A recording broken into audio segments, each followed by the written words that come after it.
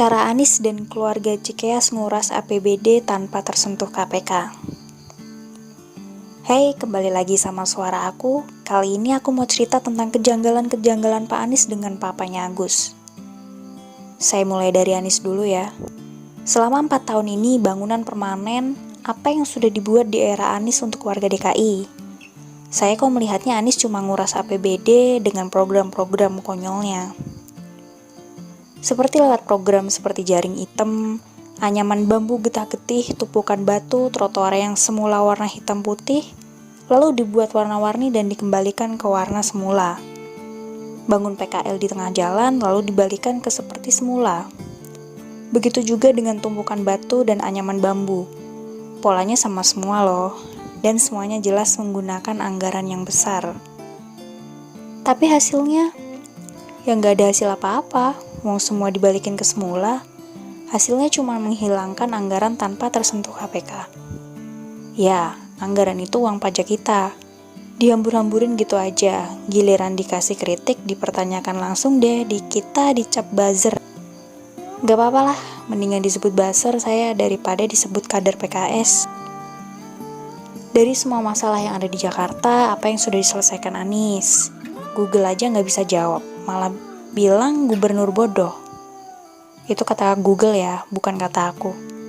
Jadi kalau mau marah, marahlah sama Google, jangan sama aku. Kalau ditanya masalah program apa untuk Jakarta, memang jawabnya selalu ada. Selalu panjang dan pastinya susah dimengerti sama akal orang-orang biasa. Juga pastinya tidak masuk akal. Sungai yang sudah diciptakan Tuhan untuk mengalirkan air ke laut aja ditantang keras oleh Anies. Nggak boleh dialirkan, harus dimasukkan ke dalam tanah. Warga DKI pasti sudah hafal dengan kata-kata Anies yang itu. Apakah Anies pura-pura bodoh biar bisa nyedot anggaran? Atau memang Anies nggak bisa kerja? Cuma Anies dan Tuhan yang tahu. Sekarang ke papanya Agus, yang belakangan ini rame di media sosial dengan panggilan Pak Lurah. Baru-baru ini kita tahu, sedang rame-ramenya berita Cikeas bangun museum pribadi dengan nama pribadi, tapi menggunakan dana APBD. Kok bisa?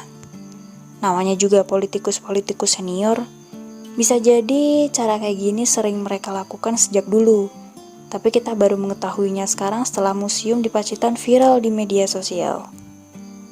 Lewat dana hibah, Demokrat dapat anggaran untuk membangun museum pribadi dengan dana 9M.